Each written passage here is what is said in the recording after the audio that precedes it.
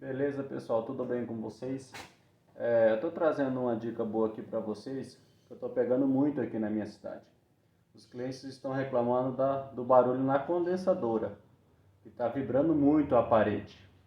Então o que está acontecendo? Está acontecendo que essas borrachas aqui, os coxinhos do compressor, estão se desgastando, ressecando, e a carcaça do compressor está pegando na lata da condensadora.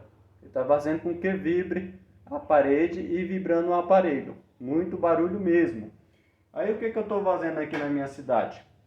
Eu estou pegando essas borrachinhas que vem já nos ar-condicionados da LG.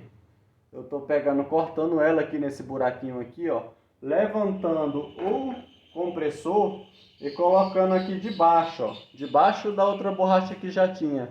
Por que eu estou fazendo isso? Porque não tem como você tirar essa borracha que está aqui. Não tem, porque para mim tirar essa borracha eu tenho que tirar aqui levantar o compressor, e para mim levantar o compressor eu tenho que tirar os canos. Vou ter que tirar o gás fora para poder tirar esses canos para estar colocando uma borracha nova. E eu estou colocando também essas borrachas que vem aqui, ó, no suporte do ar condicionado. Eu estou fazendo esse cortinho aqui, ó, e coloco debaixo também. Às vezes uma borracha só dessa não dá conta. Você tem que colocar uma dessa e mais uma dessa de ar condicionado, dependendo do caso, porque é muito barulho mesmo, tá? Eu dou essa dica, eu recomendo para vocês estar fazendo isso. Então vocês levantam o compressor e coloca debaixo da outra borracha, ó, nos 3 pezinhos, tá? Beleza?